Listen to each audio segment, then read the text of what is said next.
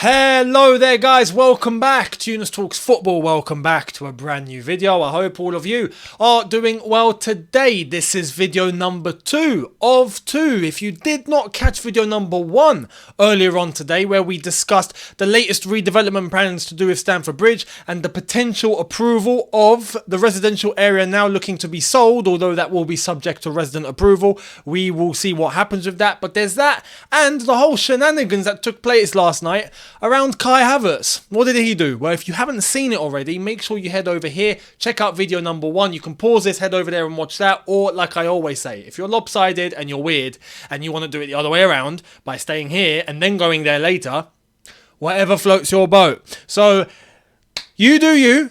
Go and watch it in whatever order you want to watch. And if you haven't already and you are new, make sure you are subscribed. If you haven't, as I've already said, then make sure you hit the subscribe button, hit the notification bell to be notified once I've uploaded. On top of that, make sure you're following Younes Talks Football on all socials. Links are in the description and on screen for you right now. Instagram at Younes Talks Football, Twitter at YTalksFootball, and TikTok at Younes Talks Football. Content dropping all of those every day, so make sure you guys are there for that. Let's get cracking.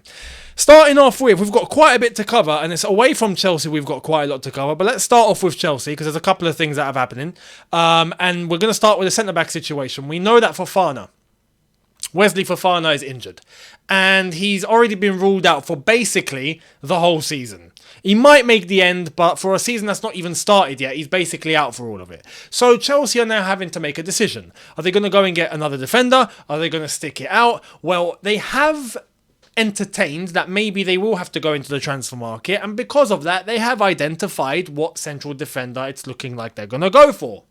So who is it? Well, we know him well, and we know him already. And what do I mean by that? Well, he used to play for us. Yeah. Who? Well, he was a part of our academy, and he was from the same class as all the other ones that we had. Here it is. Chelsea are weighing up a move to sign former defender and academy product MARC GUEHI. This is interesting. This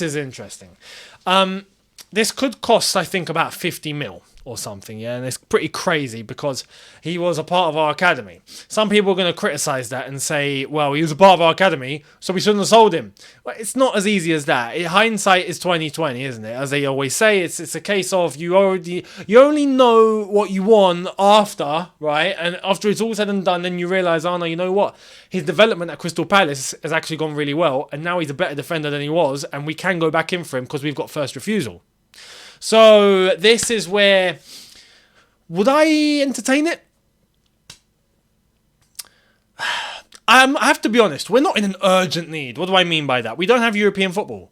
So I think we can stick it out with Thiago Silva and Chalobah as right centre-back options and Levi Colwill-Badiashile as left centre-back options. And then we've got our full-backs in Ben Chilwell and Cucurella and Reece James and Malo Gusto. I think we're well covered. We're very well covered, actually.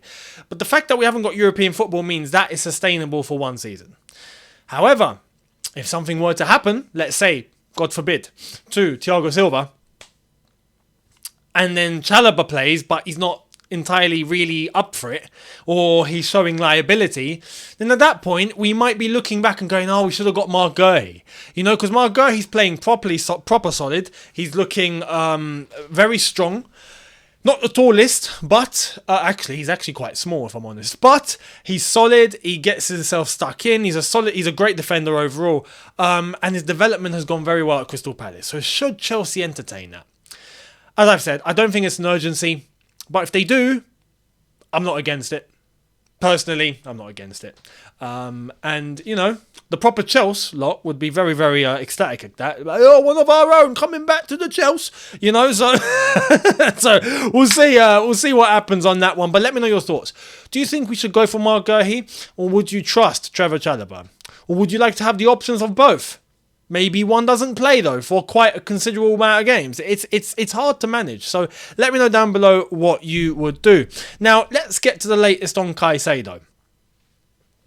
Caicedo showed up for Brighton pre-season today. And some would say this is subliminal messaging. So I'm going to make it unsubliminal. Here it is. Good to see you, Moises Caicedo from the official Brighton page. And as Caicedo is hugging, he's holding a pair of trainers there. Yep, he's holding his phone. And he's doing something else. Yes, so that's, is that intentional or is that not? Let's just, let's leave it at that. Let's leave it at that. Let's get Brighton fans thinking, what? Oh no, maybe he is. Maybe it is subliminal. What? No, maybe he did that on purpose. Let's get them thinking. Get them thinking. But Caicedo, look, as I've said, and I've made this clear many times.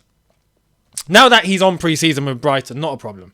When Brighton, if they haven't showed up to the States, I'm not sure if they have or if they haven't. I don't think they have yet. But if they haven't, they come to the States, that's fine. You know, they're basically paying for his plane ticket. We don't need to do that. I mean, Brighton need to do that. Cool, not a problem. Once they get to the States, we'll sort everything out there. Mate, listen, just where I know this might go, Bedad Eghbali, right? And Todd Bowley himself, of course. But Bedad Eghbali, the one that does enter the negotiating room sometimes in order to force something through, you know, wink, wink, Phil Mitchell. He's there. So we've got a choice. We've got Lauren Stewart. We've got Paul Winstanley. We've got those guys that normally do the transfer business. But if we have to, if we're forced, Bedad, can you come into the room, please? Not a problem. Boom, comes barging in. All right, we're going to sort this out in 5 minutes. So, listen, we've got all the tools out there in the United States to get Caicedo over from the Brighton camp to the Chelsea camp. So we'll wait. It's going to happen. Now, Pochettino had something to say about tonight's game. Tonight, Chelsea play against Wrexham. First pre-season game. I'm very much looking forward to this. Now, I've already said I'm not going to do an immediate reaction at 4 a.m. in the morning here. Yeah, I'm not. So, what I will do tomorrow, first video, I will give you the normal news, but the first thing I'll talk about is Chelsea-Wrexham. Right? And you'll get my thoughts in that video, first video of the day tomorrow. So, make sure you guys are here for that. But, Pochettino had something to say to the youngsters that are going to be seen tonight. And what did he say? Every time I hear this guy talk, it gets better. It gets even better. He's done more in 1 week than Potter done in how many months? Honestly, unreal. Here it is. Mauricio Pochettino tells Chelsea youngsters it is graduation day. He wants the youthful side to show tonight they are capable of playing for Chelsea. Come on. Oh man, we got a manager in charge. We got a proper gaffer. Look, this is the reality. This is the truth. These youngsters, good luck tonight. Absolutely good luck. And I don't mean good luck as in, no, go out there and just, have fun. No. Go out there and just, run about and show me what you can do. No. You got to go out there and prove yourself. Yeah, go out there and play like you play for Chelsea. The standards, man. The standards are back. The standards are back. So that's the latest with Poch and the youth that are going to be playing tonight. I'm looking forward to seeing them. I've seen the training clips. Oh boy. We actually have a system. It's I could cry. We actually have a system. We're already hearing about inverted fullbacks, playing on the 3-3-1, having going back to a 4-2-3-1 in defence. As I've mentioned about the fullbacks, but we've got midfielders dropping deeper whilst the fullbacks advance forward and they join the midfield line. Like, we're hearing all of this, and I'm like, oh my god, we've got a system. We're getting a system, and I see the training clips of Poch instructing every single player on their positioning, where they have to pass to, what they have to do. The man is like a director. He's like a conductor, right? He's a conductor doing this. I don't know if this means anything in the music world. Probably not. So don't listen to what I've had to say if you do play any trumpets or any instruments, because you'll sound like a cat screaming to death. So let's move away. Chelsea-Wrexham tonight. We'll see how Chelsea do. Come on, you Blues. Now, let's talk about the striker situation. What's happening? Well, let's get into it and then we'll analyse it. This is the latest from Fabrice Hawkins via ActuFoot in France, saying Chelsea are set to make a £27.7 million bid to sign El-Ahli. They plan to send him to Strasbourg, but this is not the player's will. I gotta be honest, I find this a little bit weird, if I'm being completely real. Why? Well, let's finish up and then I'll tell you. Here's more. Arsenal and Dortmund inquired, but the offer is set to land from Chelsea. So, that means they're not involved. So it's just us. Now, this is weird, I'll tell you why. He's not an average young player. Yeah, he's 20. And yeah, on paper, you'd look at someone like Guehi and think, yeah, no, okay, he's going to Strasbourg, not a problem. Last year, he banged 19 Ligue 1 goals in 33 games, if I'm not mistaken. I've got it here, actually. 33, yeah, 19 and 8 assists. No, 6, sorry. 19, I got mixed up. 19 goals, 6 assists in 33 games in Ligue 1 last season. Actually, quite impressive. That's actually really impressive, if I'm being completely real. Plays for Montpellier, if I'm not mistaken. I think it's Montpellier. I will confirm when my page loads. Well, anyway, I think he plays for Montpellier. So, yeah, he does, Montpellier. So, there's that. Guehi isn't just the average young player that's a prospect that's looking to develop and maybe blow up later. He got 19 Ligue 1 goals. So I can completely understand if he's thinking, hang on, I'm playing in Ligue 1, I'm playing in Montpellier, I've banged in these amount of goals, now you're sending me to Strasbourg. That's like someone for, let's say, Liverpool, right? Bangs it. Actually, no, Liverpool's a fool, so not a good team to compare. All right, I've got it. Play for Brighton, yeah? And I bang in 19 Premier League goals. And then I'm sold to Aston Villa. Is there much point? Do you know what I mean? That's the dynamic that I think Guehi is not happy about. So we've got to really consider this for that much money as well to send him to Strasbourg. Are we buying him for Strasbourg? Or are we buying him to then play a season at Strasbourg to come to Chelsea later? What's the plan? That's what's unclear. So, yeah, to spend that much money is quite significant. We'll see how that one turns out. But let me know your thoughts on Guehi and your overall opinions on the player as a whole and what he's capable of. Let me know down below if you do have any. Now, talking about another striker, and this was a target for Chelsea at one point, or a name mentioned at least. Well, he's made it pretty bold, and now I think he's on the market. Safe to say he's on the market. Who is it? Let's get into it. Alexander Mitrovic has told relatives he will never play for Fulham again after the club valued him at £52 million. It's understood he is angry at being priced out of a move, having been the subject of 2 failed bids from Al-Ahli. Yeah, what are Fulham doing? What are Fulham doing here, man? I understand as a club you don't want your best players to go, and I understand sometimes you set a high price, but if it's clear that the player wants to leave, you don't stop him. And 52 million, yeah, maybe it's naive from Fulham's part to think that Saudi will just come in and just buy because they've got the cash. They're not stupid, right? They're rich, but they're not stupid. So the thing is with this, if he's been priced out of 2 failed bids and there's no one else that's going to come in for him, he probably feels like he's stuck. He's held hostage. This is what you want to avoid. So we have to be honest now. Mitrovic is on the market. If he doesn't want to stay at Fulham, I'm going to leave the question to you guys. Should Chelsea go in?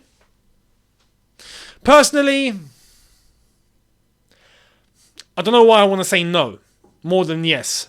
Although it could be a good move. It could be. But personally, I do honestly think if we're having to pluck someone out from the Premier League and it's not Harry Kane, for me it's Ivan Toney. That's where my gut tells me to go. So let me know. Let me know down below. Do you agree with that or do you disagree? Do you think eventually maybe Al-Hilal will come back in for Mitrovic? Do you think Fulham will lower their price? Let me know. That's the latest on Mitrovic. He's not a happy fella at the moment. Not a happy geezer at all. Now, talking about happy geezers, this guy's very happy. And we've got the official here we go. And no, it's not Caicedo. Relax. It will be soon. Not now. But this guy leaves Manchester City today. Riyad Mahrez to Al-Ahli, here we go. The documents are being exchanged as Man City and Al-Ahli want the deal signed by the end of the week. Mahrez will sign until June 2027. Man City will receive €35 million fee with add-ons included. Medical booked in the next 24 hours. And there we are. That's what Mahrez is going to look like for Al-Ahli, who will join up with Edouard Mendy. So we got a nice Senegalese-Algerian connection there. They got on pretty well. So I mean, Mahrez, look, I have to. Like, this, I got vested interest in this as Algerian, away from Chelsea. He's my captain. He's my captain. You know. I would have liked for him to stay one more year at City. I'd be lying if I was saying, oh yeah, go now. I get why he's gone now. Don't get me wrong. He's basically assured his entire family's future for generations with this.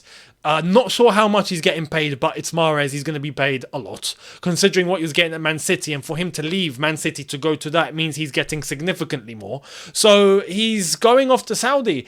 I wish him the best. 32 years old. We have to come to a realization that even for Algeria now, his time's going to be coming to an end very soon. We've got very youthful players coming through now, a new generation, and as I've already mentioned prior, a potential for Ryan Cherki to come into the team too. Hassam Aouar has already played for Algeria, so he's a new one that's shown up. And there's new names popping up. So overall, Mahrez, I look and I think, yeah, he could have done one more season, but I wish him the best and I hope he smashes it out there, and I think he will. The lifestyle and everything out there is definitely going to suit him. Mahrez heads off to Al-Ahli, goes to Saudi. But as one player leaves, another one comes in. Who's coming in? Man City have announced, well, not announced, but we got the here we go. It's exclusive from Fabrizio. Here it is. Josko Gvardiol to Man City. Here we go. Agreement reached on the fee between City and Leipzig. Understand Gvardiol has completed the first part of medical test today. Deal on the verge of being signed. Gvardiol agreed personal terms 1 month ago with City. There we are. The Croatian connection. First it was Kovacic and now it's Gvardiol. Absolutely incredible. This is a signing that City did need. And boy have they got one.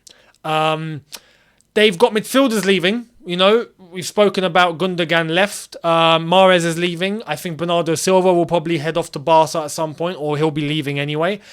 Are they going to replace these guys? They've done a good job in defence of getting Gvardiol, but the fact that there's got other names across the pitch that are leaving, it's going to be interesting to see what Man City do. Are Man City going to be as strong as they were last season? Personally, I'd like to think no. They will be strong.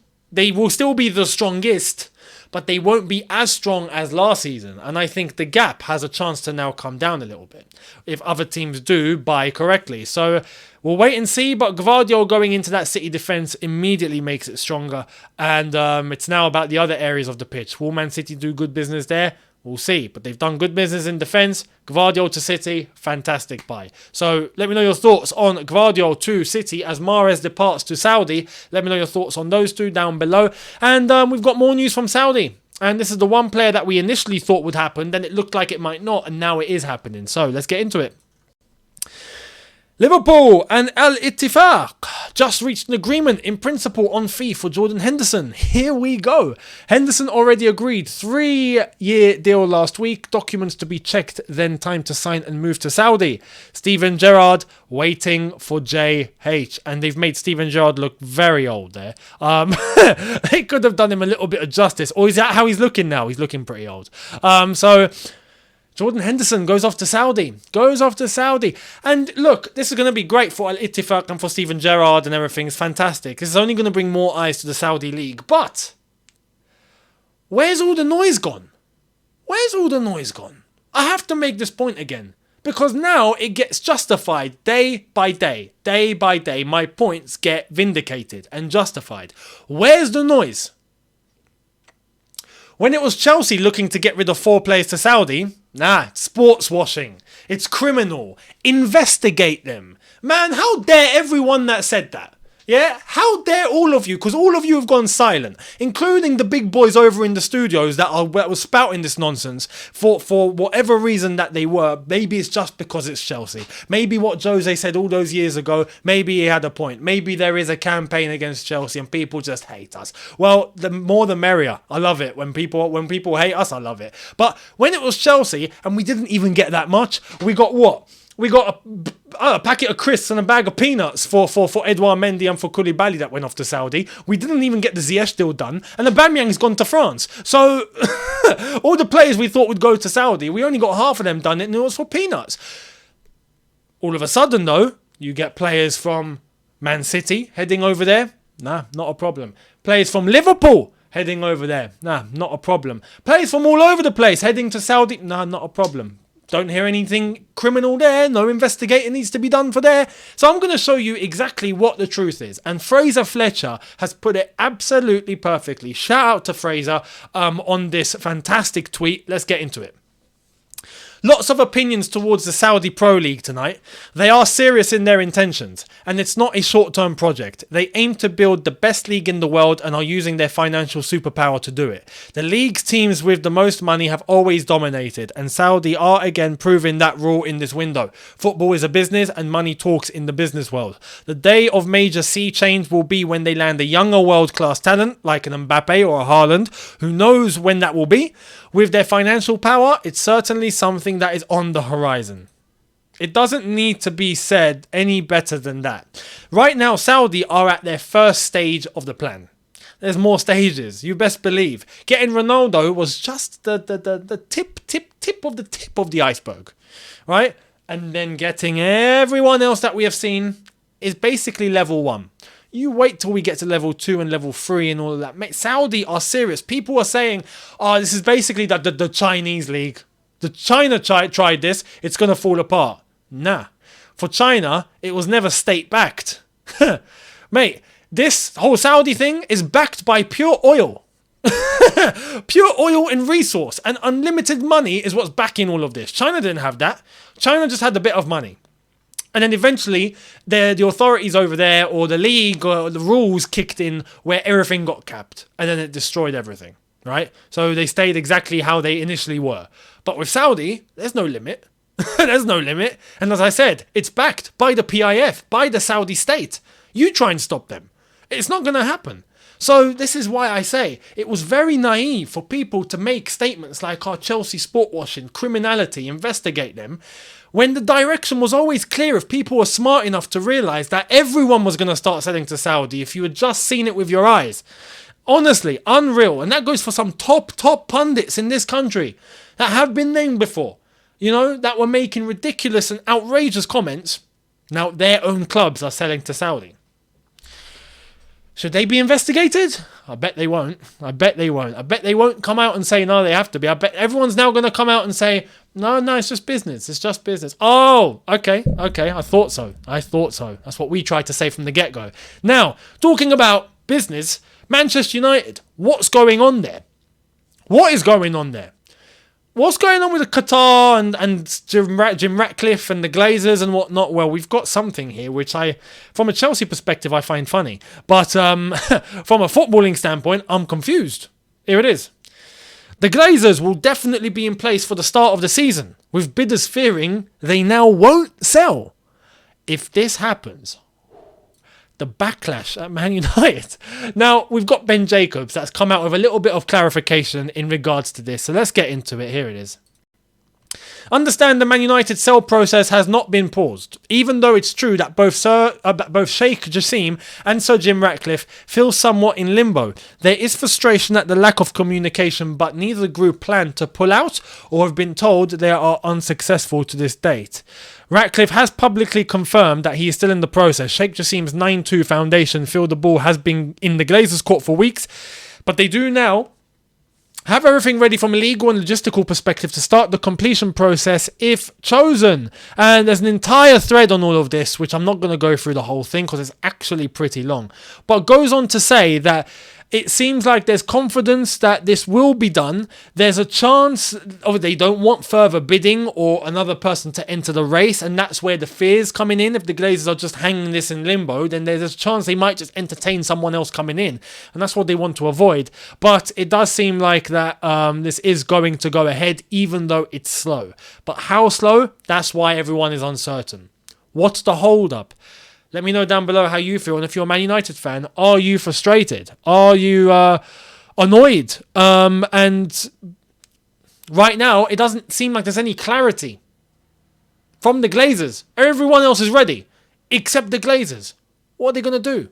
We'll see. Let me know down in the comment section below your thoughts on all of this. Now, to wrap up, I've got something for all of you. You're going to love this. Now, I'm not going to do this, right? If I was younger, I would. 100%. You best believe I would have sent my application in already. What am I on about? Do any of you play football?